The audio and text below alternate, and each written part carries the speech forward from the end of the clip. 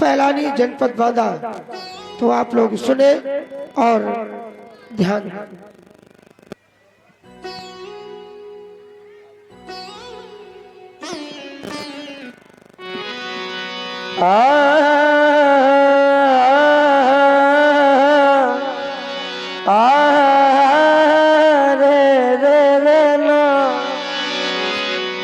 श्रीहत भय हारी ये राजा बैठे निज निज जाय समाजा। नृपन बिलोक जनक अकुलाने बोले भजन रोष जन साने। बोले भजन रोष जन साने।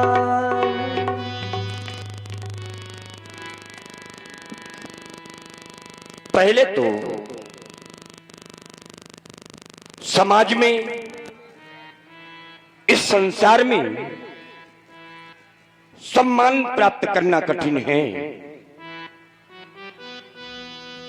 पहले तो समाज में सम्मान प्राप्त करना कठिन है, लेकिन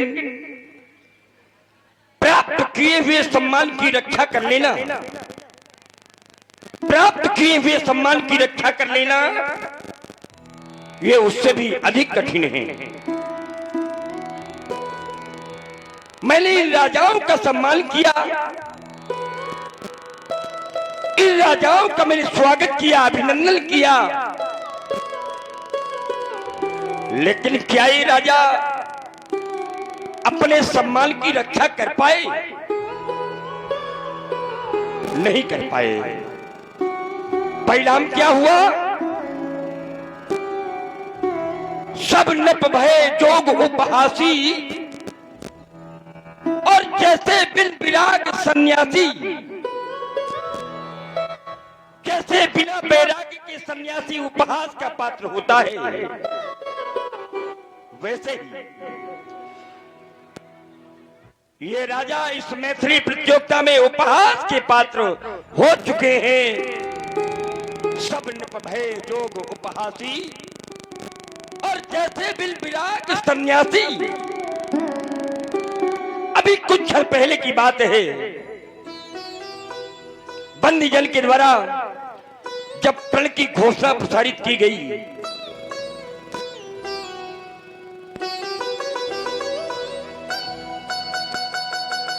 बंदी जन के द्वारा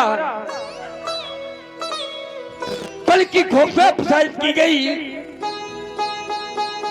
तो उस घोषणा को सुनकर के सभी में पाल ये समस्त राजा अपना अपना बल परीक्षण भगवान शंकर के पिनाक पर करने लगे। ये राजा अपना अपना बल परीक्षण, अपना अपना शक्ति परीक्षण भगवान शंकर के पिनाक पर करने लगे।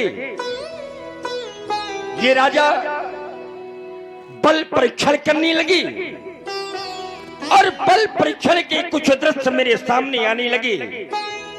एक पहला दृश्य, बल परीक्षण का प्रथम दृश्य जब मैंने देखा कि एक एक राजा, एक एक नेपाल क्रमशः धनुष को उठाने के लिए आए और धनुष को उठाने का प्रयास करने लगे। कैसे?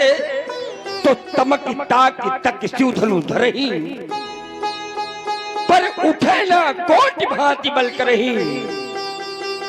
ये तमक धरे धन मूढ़ नप, उठे न चले न जाए। जब धनुष नहीं उठा तो चले न जाए। लज्जित होकर के, शर्मिंदा होकर के, संकुचित होकर के अपने अपने मंचों की ओर प्रस्थान करने लगे।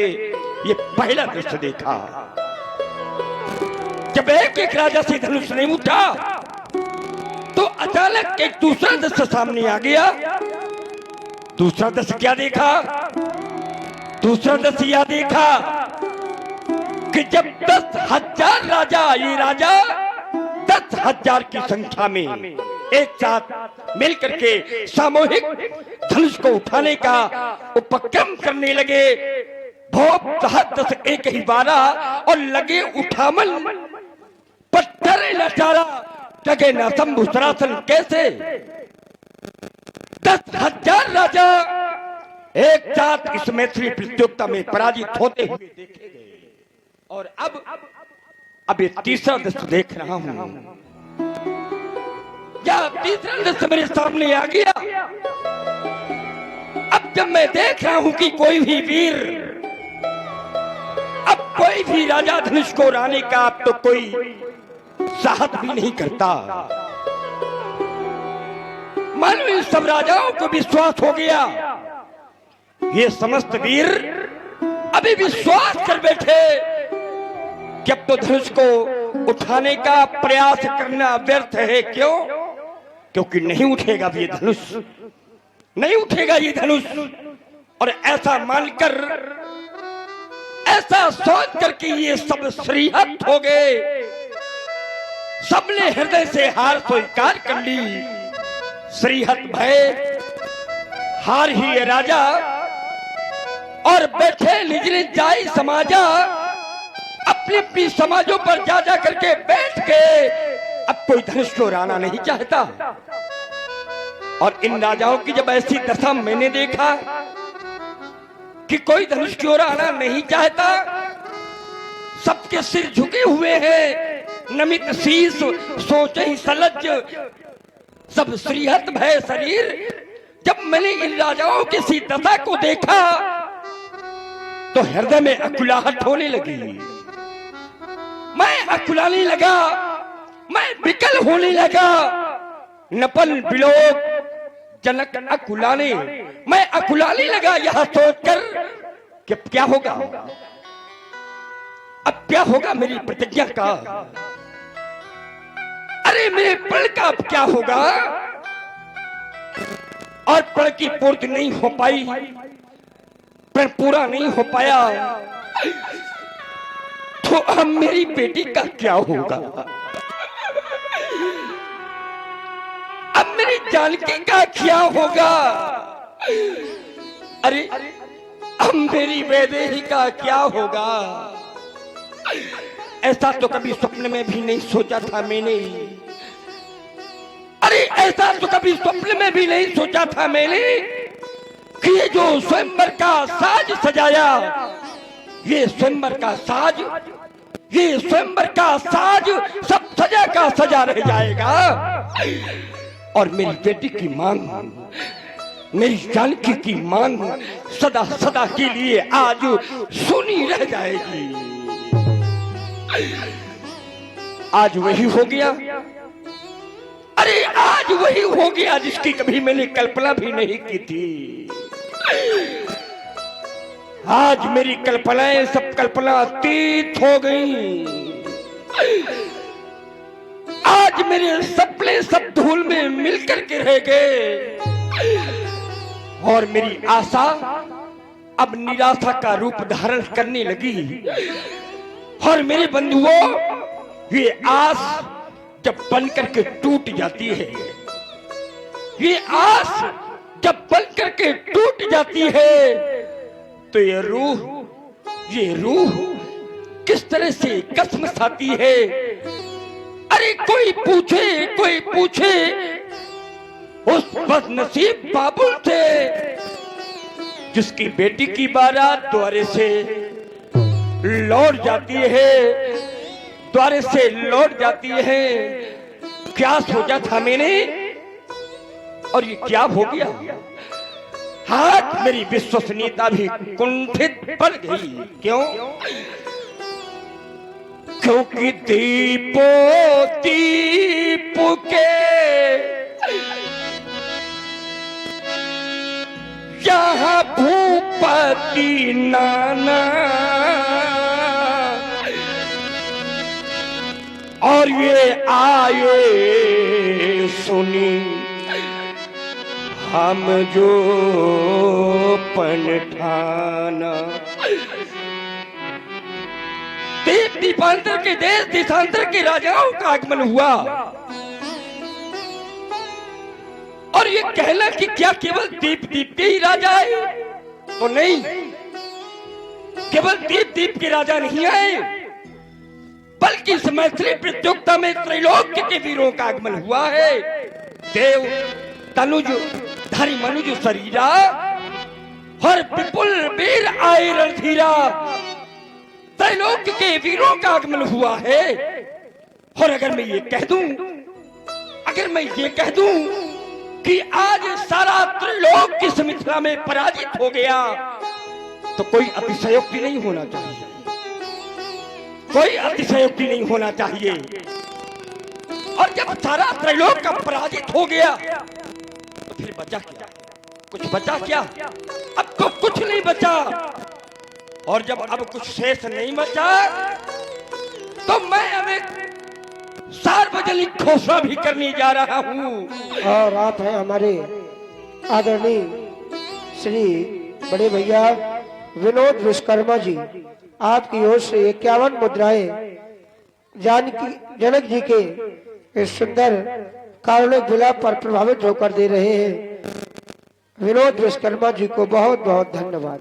अब कुछ भी शेष नहीं बचा, इसलिए मेरी एक सार्वजनिक घोषणा है। और घोषणा क्या है? सारे के सारे वीर, सारे के सारे वीर, सारे के सारे लपाल मेरी घोषणा को सुने। घोषणा क्या है? तो आप जन को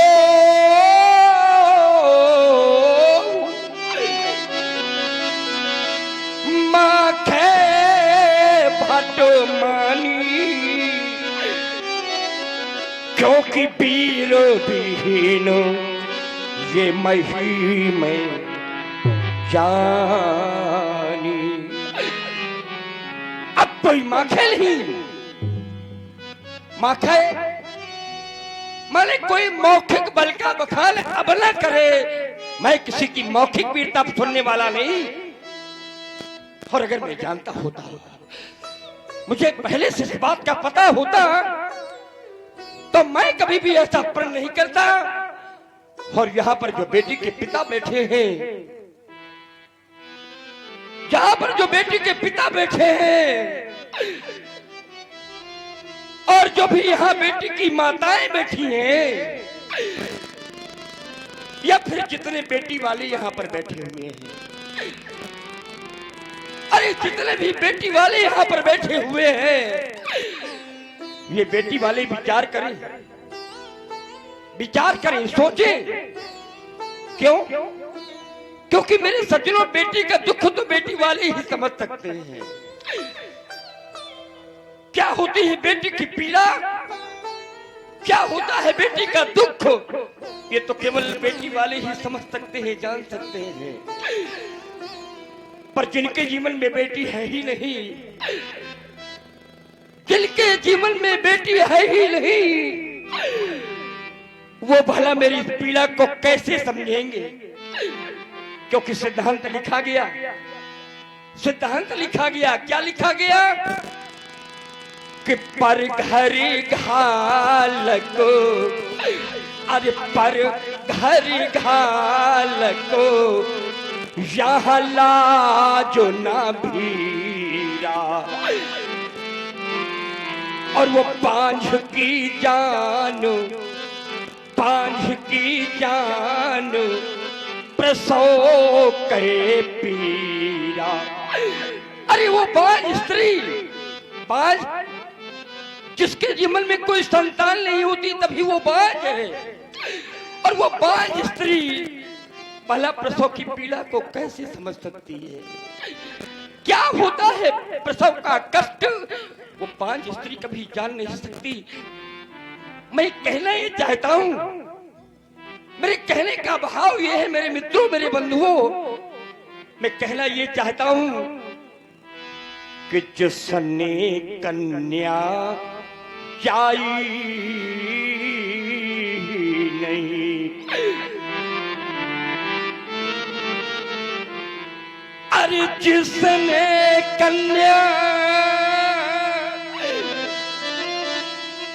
अरे जिसने कन्या जाई ही नहीं, वो कन्या का दुख क्या जाने, वो कन्या का दुख क्या जाने। और जिन पैर बीमारी फटी नहीं, वो पीर पराई क्या जाने, वो पीर पराई क्या जाने। और अगर जानना है क्या होता है बेटी का दुख, क्या होती है बेटी की पीड़ा, अगर इसे समझना है तो आप लोगों को एक कल्पना करना है। और इसी क्रम में आप आ गए हमारे चिंतामणि विश्वकर्मा जी, ग्राम अछरौल से आप पधारे हुए हैं। आपकी ओर से ये 51 पुष्पोद्राएं जनक जी के सुंदर अभिनय पर प्रस्तुत की जा रही है। बहुत बहुत धन्यवाद। और आप हैं हमारे आदरणीय बड़े भैया श्री बच्चू यादव जी, बच्चू नन्ना, आपकी ओर से भी ये 51 पुष्पोद्राएं श्री जनक जी के लिए प्रदान की जा रही है। बहुत बहुत धन्यवाद। अगर जानना है कि बेटी का कष्ट क्या होता है, बेटी की पीड़ा क्या होती है, बेटी का दुख क्या होता है, तो आप लोगों को एक कल्पना करना है। और कल्पना कब की? कल्पना उस समय की करना है जिस समय किसी की बेटी विदा होने लगती है। सज्जनों, मेरे बंधुओं, अरे जिस समय बेटी विदा होने लगती है। और आप हैं हमारी आदरणीय जो रात से पधारी हुई है, आपकी ओर से भी एक माँ ही समझ सकती है अपने पुत्रों का दर्द। और माँ की ममता तो अपने बेटी पर इस समय केंद्रित है, क्योंकि माता सुनैना भी विचार कर रही है कि अब मेरी पुत्री का क्या होगा। और उसी रूप में हमारी माता जी के द्वारा ये रात से पधारी हुई है। इनकी ओर से 51 मुद्राएं श्री जनक जी के इस कारुणिक विलाप पर प्रदान किए जा रहे हैं। बहुत बहुत धन्यवाद। अरे जिस समय बेटी विदा होने लगती है और विदाई के समय जिस समय वो बेटी अपनी माँ के हृदय से लिपट करके माँ माँ कह करके रोने लगती है, अरे जिस समय वो बेटी अपनी माँ के हृदय से लिपट करके माँ माँ कह करके रो देती है ना, तो जानते उस बेटी की माँ को कैसा लगता है? अरे उस समय उस बेटी की माँ को ऐसा लगता है कि आज बेटी नहीं, कोई मेरा कलेजा निकाल करके लिए जा रहा है। और उस समय उस बेटी की माँ की कल्पना क्या होती है, कैसा लगता है उस बेटी की माँ को? उस बेटी की माँ को उस समय ऐसा लगता है, माँ की विरह वेदना का कैसा लगता है माँ को? तो माँ का कष्ट, माँ का दुख, माँ की पीड़ा इस ग्रंथ में वर्णन किया गया। माँ की पीड़ा का वर्णन इस ग्रंथ में किया गया। क्या किया गया कि पहुरी पहुरी पहुरी पहुरी भेट ही महतारी, पहुरी बहुरी बहुरी भेटई महतारी। बड़ा ही सुंदर अभिनय प्रस्तुत किया जा रहा है जनक जी के द्वारा। और इसी से प्रभावित हुए हमारे आदरणीय कुन्नू सेवहरे जी। कुन्नू सेवहरे जी, आपकी ओर से 51 पुष्पोद्राएं। और आप हैं हमारे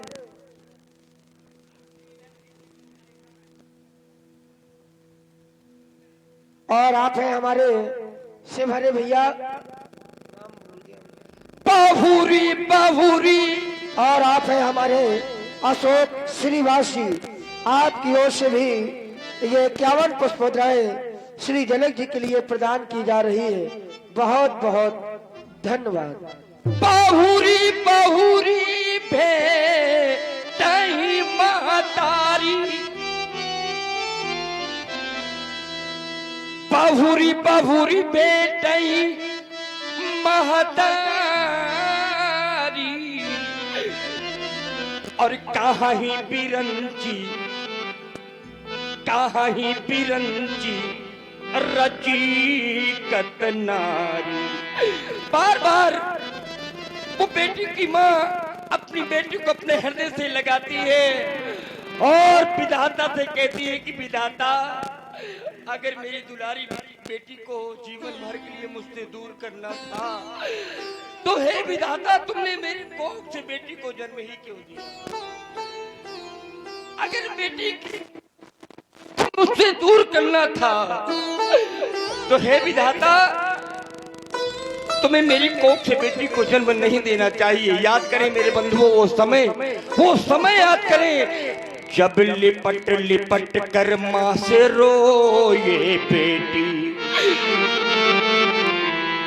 जब लिपट लिपट कर माँ से रोए बेटी, तो वो माँ व्याकुल हो जाती है, वो माँ व्याकुल हो जाती है और करती क्या है? तो बेटी के मुख को चूम चूम, बेटी के मुख को चूम चूम और छाती से उसे लगाती है। और आप सुन रहे हैं जनक जी को, और हमारी आदरणीय चाची जी जो कि हमारे श्री विष्णु करण जी से भरे, उनकी आप चाची हैं। आपकी ओर से ये 51 मुद्राएं श्री राम श्री जनक जी के श्री चरणों में सादर समर्पित की जा रही है। बहुत बहुत धन्यवाद। अपनी बेटी को माँ छाती से लगाती है और अपनी बेटी को समझाती है, सिखाती है। माँ बेटी से कहती है, बेटी एक वो समय था, माँ को अपना अतीत याद आने लगता है। माँ बेटी से कहती है, एक वो समय था जब मैं इस घर में दुल्हन बनकर के आई थी, एक वो समय था जब मैं इस घर में दुल्हन बनकर के आई थी। आज समय बदला, अब इस घर से मेरी बेटी दुल्हन बनकर के जा रही है और यही तो विधि का विधान है मेरे मित्रों, मेरे बंधुओं, यही विधि का विधान है। और यही बात वो बेटी की माँ अपनी बेटी को समझाती है। माँ बेटी से कहती है कि मैं भी दुल्हन बनकर आई, अरे मैं भी दुल्हन बनकर आई, अब तुमको भी दुल्हन बनना होगा, तुमको भी दुल्हन बनना होगा। और मेरी बेटी संसार की सारी रीति रस्म अब पालन तुमको करना होगा। और इतना कहते कहते वो बेटी की माँ अचेत होने लगती है, बेहोश होने लगती है। तो उस समय वो बेटी अपनी माँ को संभालती है और माँ से कहती है, मत रो माँ, मत रो माँ, अरे मत रो माँ, मत रो माँ, तू क्यों रोती है? क्योंकि बेटी पराया धन होती है, वो बेटी पराया धन होती है। तो माँ बेटी से कहती है, बेटी मैं जानती हूँ, मैं इस बात को जानती हूँ कि बेटी पराया धन होती है, लेकिन मैं एक माँ हूँ, मैं एक माँ हूँ। और माँ कैसी होती है? तो इतनी कठोर। और क्यों नहीं, माँ तो माँ होती है और माताएं प्रभावित भी हो रही है हमारी। तो आप है हमारी आदरणीय श्रीमती लीलावती बुआ जी, लीलावती बुआ जी की ओर से ये 51 पुष्प मुद्राएं। और आप है हमारे भैया राहुल पांडे जी जो कि आप ग्राम बजेठा के निवासी हैं, उनकी ओर से भी ये 50 पुष्पमुद्राएं प्रदान की जा रही है। बहुत बहुत धन्यवाद। बेटी माँ से कहती है मत रो माँ, तू क्यों रोती है? क्योंकि बेटी पराया धन होती है। तो माँ बेटी से कहती है बेटी मैं जानती हूँ कि बेटी पराया धन होती है, मुझे पता है, लेकिन मैं एक माँ हूँ। और माँ कैसी होती है? तो इतनी कठोर, अरे इतनी कठोर कहाँ होती है, क्योंकि माँ भी तो आखिर माँ होती है, वो माँ भी तो आखिर माँ होती है। और हम ये कहना चाहते हैं कि संसार में अनेकों रिश्ते होते हैं, अनेक संबंध होते हैं मेरे बंधुओं, लेकिन किसी भी रिश्ते में, किसी भी संबंध में इतनी क्षमता नहीं होती जो माँ की ममता की समता कर सके। किसी भी संबंध में इतनी क्षमता नहीं होती जो माँ की ममता की समता कर सके। और इसीलिए तो हमारे आचार्य कहते हैं कि सबकी है तोल माँ की, अरे सबकी है तोल माँ की, अरे नहीं कोई तोल, अरे सबकी है तोल माँ की, अरे नहीं कोई तोल, क्योंकि मैया की ममता का नहीं कोई मोल, मैया की ममता का नहीं कोई मोल। मैया की ममता का नहीं कोई मोल। बड़ा ही सुंदर अभिनय महाराज श्री विदेहराज जी के द्वारा प्रस्तुत किया जा रहा है। और मैं चाहता हूँ कि ऐसा सराहनीय अभिनय प्रस्तुत हो रहा है तो आप समस्त ग्रामवासी जोरदार तालियों से हमारी बात की पुष्टि करें। और इसी क्रम में आप है हमारे रामलीला समिति के सक्रिय सदस्य श्री हिमांशु वर्मा जी। हिमांशु वर्मा जी, आपकी ओर से ये 50 पुष्पमुद्राएं विदेहराज जी के श्री चरणों में समर्पित की जा रही है। बहुत बहुत धन्यवाद।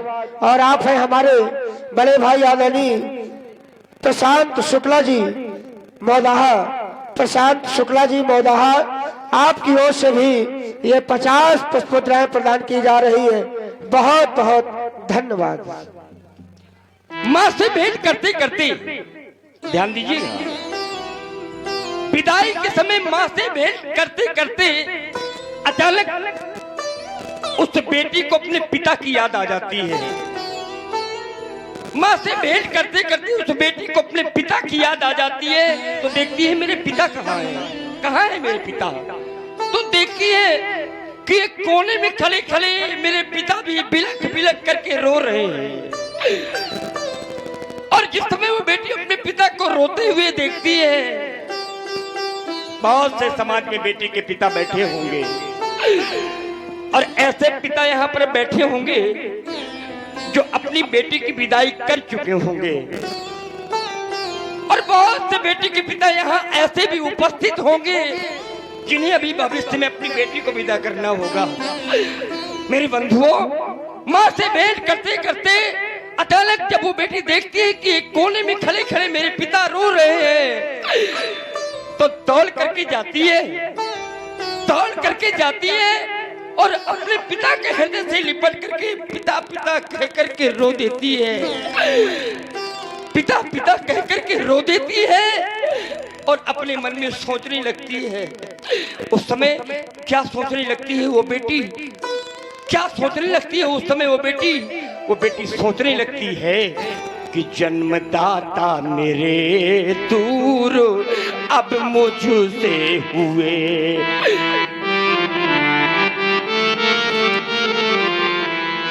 अरे जन्मदाता मेरे दूर मुझसे हुए और मेरी माता भी आज पराई हुई। विधाता, ऐ विधाता जहां जन्म तुमने दिया, ऐ विधाता जहां जन्म तुमने दिया, उसी घर से ही मेरी विदाई हुई, उसी घर से ही मेरी विदाई हुई। वो बेटी देखती है, कभी माँ को देखती है, कभी पिता को देखती है, कभी भाई बहन को देखती है, कभी परिवार को देखती है, और सबको देखते देखते निर्णय ले लेती है वो बेटी। क्या निर्णय लेती है?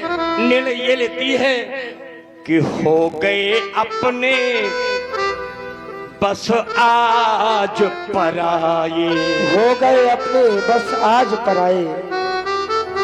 और इसी कारुण्य विलाप पर प्रभावित हुए हमारे पुष्पेंद्र प्रजापति और निरंजन मिश्रा, एडवोकेट भरखरी, मुखिया मुंशी, आपकी ओर से ये 51 पुष्प मुद्राएं प्रदान की जा रही है। पुष्पेंद्र प्रजापति और निरंजन मिश्रा जी को बहुत बहुत धन्यवाद। अरे हो गए अपने आज पराए,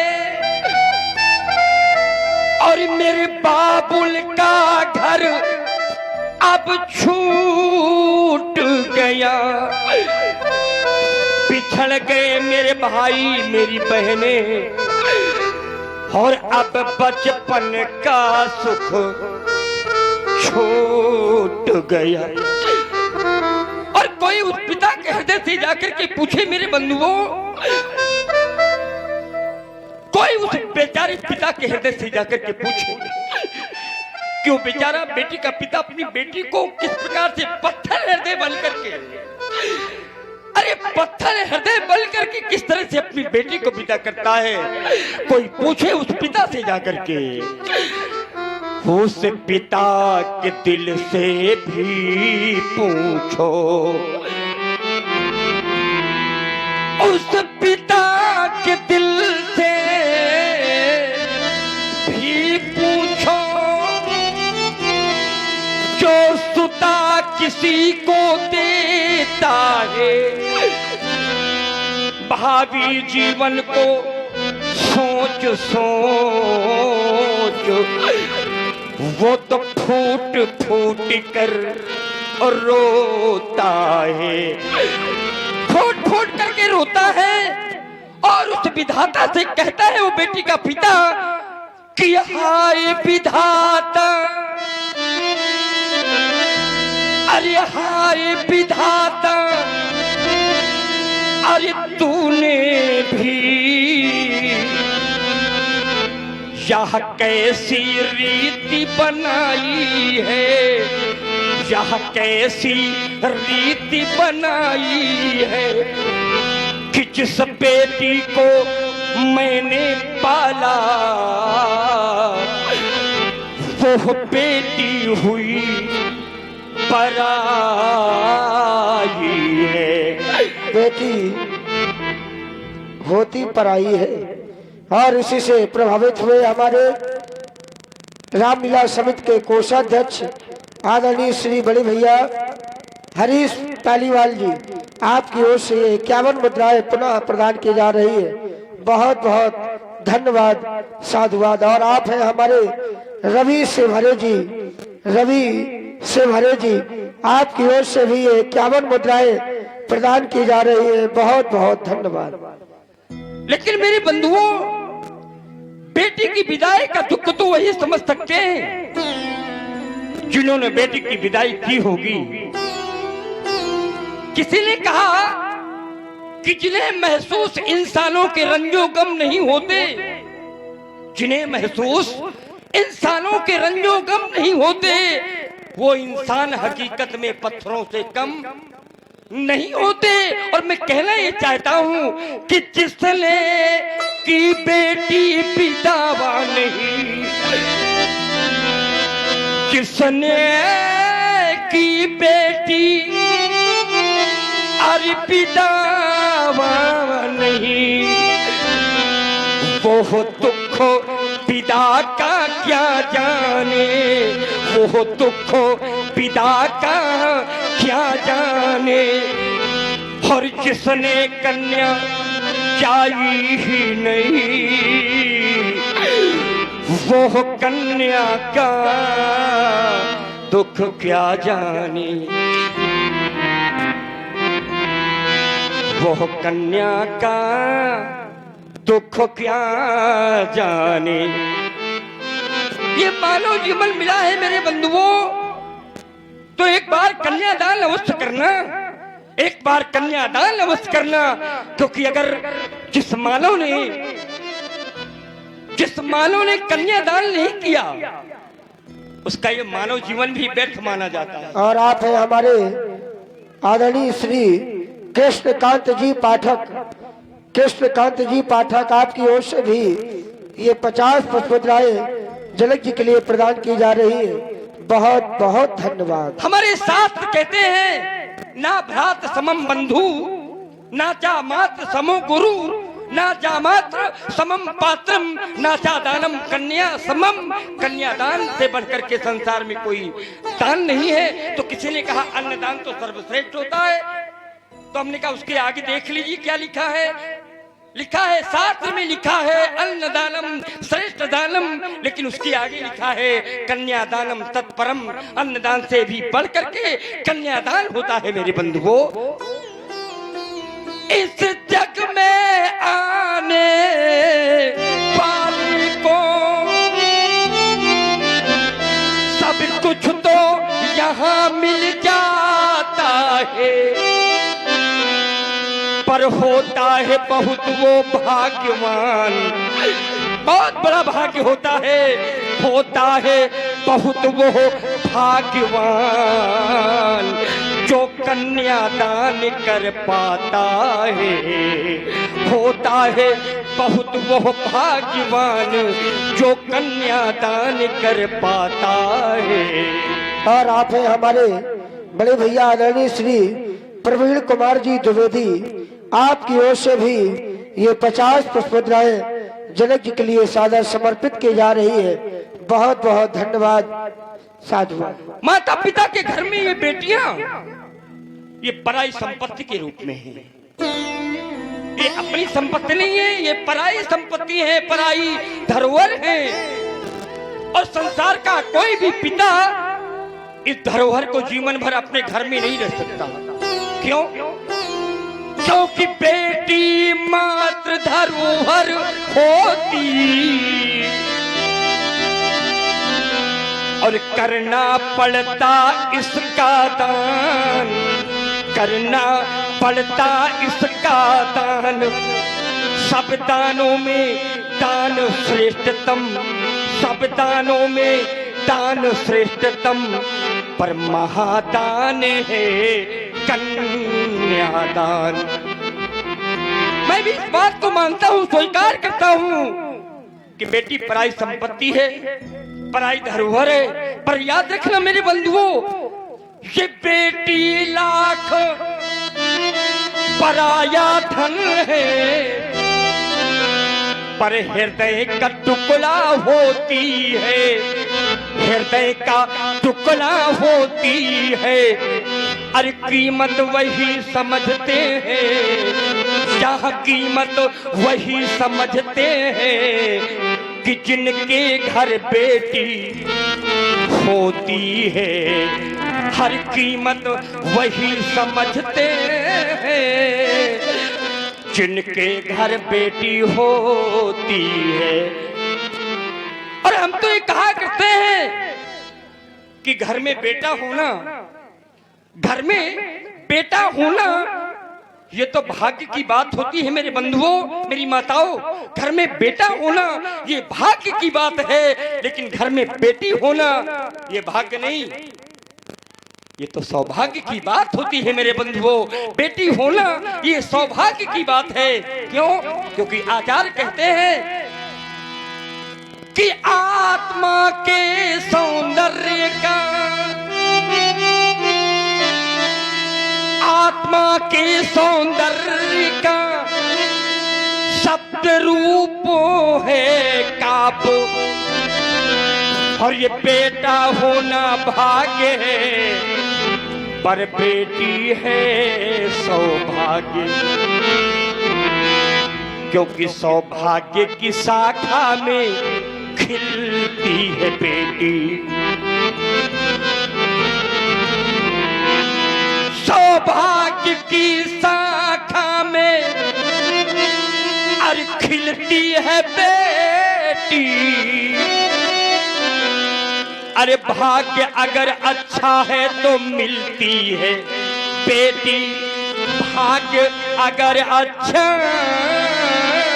है तो मिलती है बेटी। और कैसे? तो कभी बन के कोयल, कभी बन के मैना, और घरों आंगनों में चहकती है बेटी, घरों आंगनों में चहकती है बेटी। तो किसी ने कहा अभय जी कि ज्ञानियों के जीवन में कोई त्रुटियां नहीं होती। ध्यान दीजिएगा, ज्ञानियों के जीवन में कोई त्रुटियां नहीं होती। महल राजाओं के होते हैं, महल राजाओं के होते हैं, कोई कुटिया नहीं होती। और बड़े अभागे हैं वो लोग, बड़े अभागे हैं वो लोग निरा इस जमाने में जिनके घर आंगन में कोई बिटिया नहीं होती। तो किसी ने कहा कि आन बान साल को संवारती है बेटियां, आन बान साल को संवारती है बेटियां, दुर्गा और लक्ष्मी रूप धारती है बेटियां। बाबुल का दर हो और चाहे साजन का घर हो, लेकिन दोनों कुलों को ही तारती है बेटियां, दोनों कुलों को ही तारती है बेटियां। और हम तो ये कहा करते कि घर में अगर बेटियां हो, घर में अगर बेटियां हो, तो उस घर के लोग देवी मंदिर जाएं अथवा ना जाएं, घर में अपनी बेटियों की पूजा कर ले, तो मंदिर में बैठी हुई देवी वो अपने आप आपके ऊपर प्रसन्न हो जाएगी। या फिर ये कह दे कि जिस घर में बेटियां होती हैं वो घर फिर घर नहीं रहता, वो घर तो मंदिर बन जाता है। और तभी तो हमारे आचार्य कहते हैं कि बेटा आंखों का तारा है,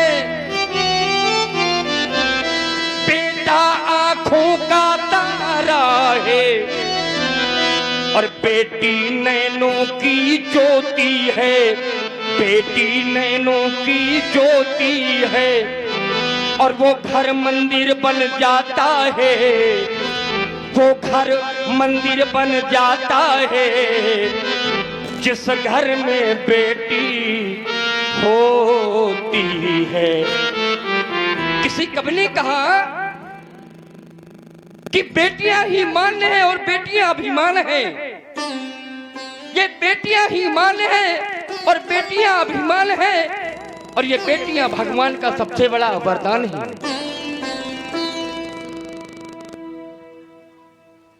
और आप लोग देख रहे हैं श्री जनक जी को, और ये हम सभी का सौभाग्य है कि आज हमारे ग्राम भरखरी में आदरणीय श्री देवेश कुमार जी पांडे आप अपना समय दे रहे हैं। इस समय सर्वश्रेष्ठ जनक की भूमिका में हमारे श्री गुरुदेव भगवान देवेश पांडे जी का एक छत्र नाम छाया हुआ है, और हम सभी भाग्यशाली हैं कि आज यहाँ पर उपस्थित हैं। ऐसे श्रेष्ठ जनक अभिनेता के लिए आप एक बार पुनः जोरदार ताली से स्वागत करिए, वंदन करिए। और इसी क्रम में हमारी रामलीला समिति के द्वारा श्री जनक जी के चरणों में 101 पुष्पमालाएं प्रदान की जा रही है। बहुत बहुत धन्यवाद, बहुत बहुत साधुवाद। किसी ने कहा कि बेटियां ही मान्य हैं और बेटियां अभिमान हैं, और ये बेटियां भगवान का सबसे बड़ा वरदान है। ये बेटियां, जिस घर में बेटियां होती हैं मेरे बंधुओं, बेटियां घर की पुरानी खिड़कियों को खोलती हैं, बेटियां घर की पुरानी खिड़कियों को खोलती हैं, और बेटियां घर में हो तो घर की दीवारें बोलती हैं, बेटियां घर में हो तो घर की दीवारें बोलती हैं। और एक बात, बेटियां गाती हैं, बेटियां गाती हैं तो स्वर्ग के समंदर डोलते हैं। एक बेटी हमारे देश में थी, अब तो नहीं है, चली गई, लेकिन एक बेटी थी। जब वो बेटी गाती थी तो विदेश के राजा भी ये कह देते थे कि जब इस बेटी का देहावसान हो तो इस बेटी का गला हमें दे देना, हम परीक्षण करके देखेंगे कि इस बेटी के गले में ऐसा क्या है।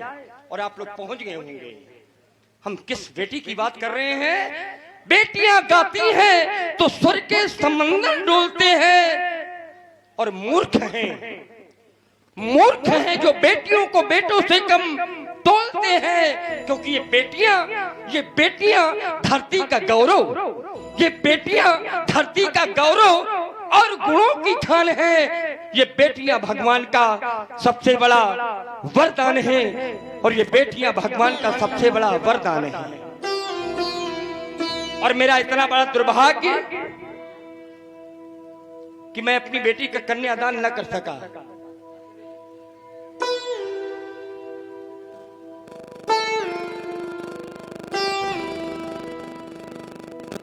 और मेरा इतना बड़ा दुर्भाग्य कि मैं अपनी बेटी का कन्यादान न कर सका।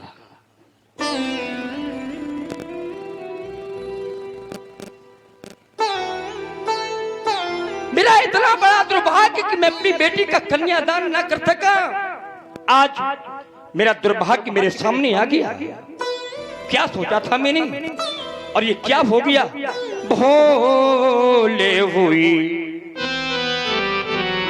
क्या मुझसे भारी, भोले हुई क्या मुझसे भारी, रह गई कुंवारी ये सुता हमारी।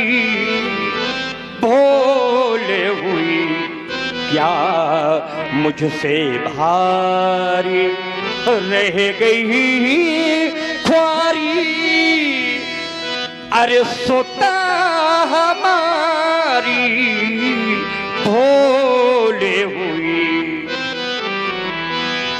कोई मार्ग दिखाई नहीं देता, क्या करूं मैं। क्या मैं प्रण का त्याग कर दूं।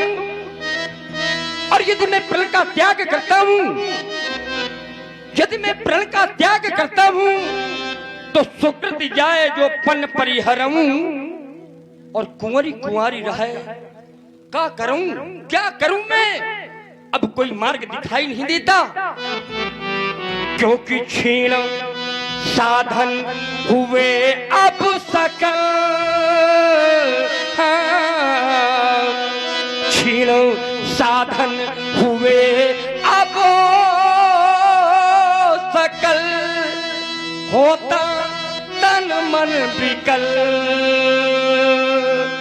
प्राण जाए ना निकल। तो अब क्या करें कैलाश बिहारी, अब क्या करें कैलाश बिहारी, रह गई कुंवारी वो सुता हमारी।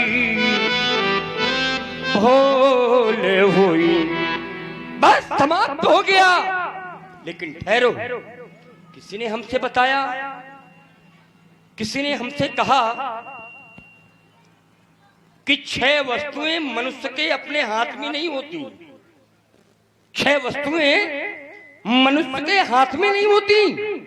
और वो 6 वस्तुएं कौन कौन सी हैं? तो हानि, लाभ, जीवन, मरण, यश, अपयश, विधि हाथ। और जब ये विधि हाथ है, जब ये विधाता के हाथ में है, तो मैं सोचने लगा, मैं ये विचार करने लगा कि क्या सोचता है, क्या सोचता है पागल मनुआ, क्या सोचता है पागल मनुआ, जो बीत गया सो बीत गया। क्यों? क्योंकि इस झूठे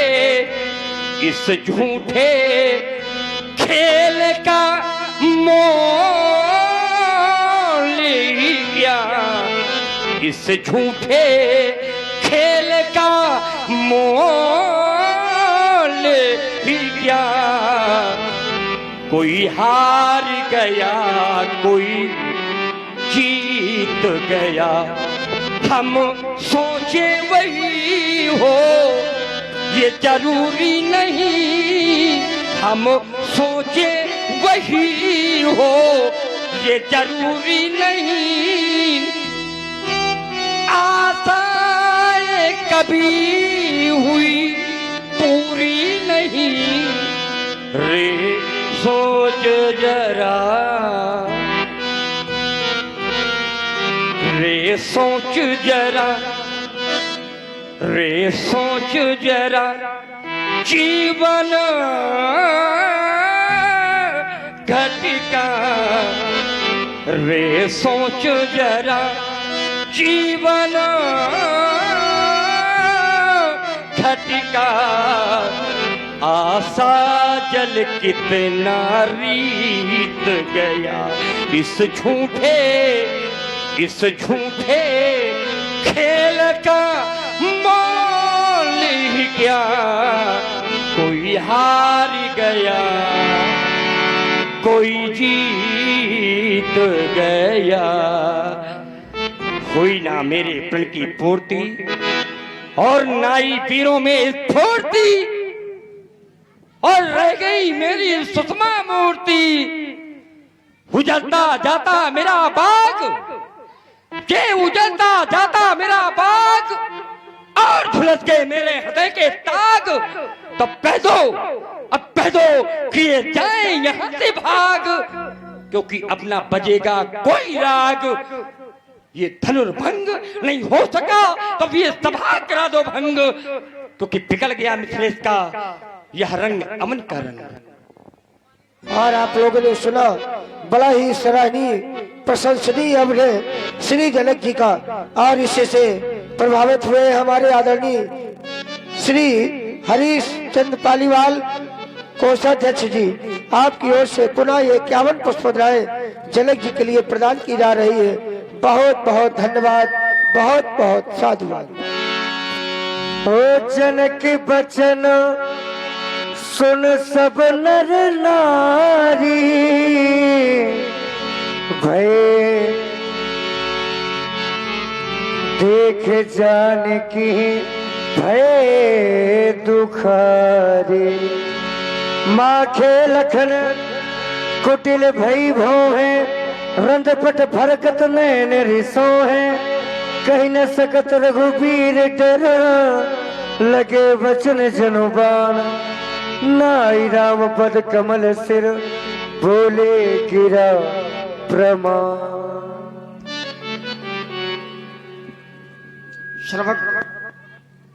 सर्वाधार सर्वात्माओं में स्वच्छंद विचरण करने वाले मेरे आराध्य, सुना आपने आज भरी सभा में और राजा जनक के द्वारा वीरों का अपमान किया जा रहा है। विचार करने लगा, क्या वास्तव में यह वसुंधरा वीरों से भिन्न हो गई? अगर राजा के कार्य की पूर्ति वीरों के द्वारा नहीं की गई तो क्या यह मान लिया जाए कि धरती में कोई वीर नहीं है? अगर वीरों के द्वारा राजा के कार्य की पूर्ति नहीं की गई तो क्या ये प्रमाणित हो गया कि धरती में कोई वीर नहीं है? अरे ये राजा का पल वीरों के लिए था ही नहीं। राजा का पल केवल राजाओं के लिए था। जिस समय राजा के बंदियों ने सभा के मध्य में पल की घोषणा सुनाई तो बंदियों ने कहा था, बोले बंदी वचन भर और सुनो सकल महिपाल।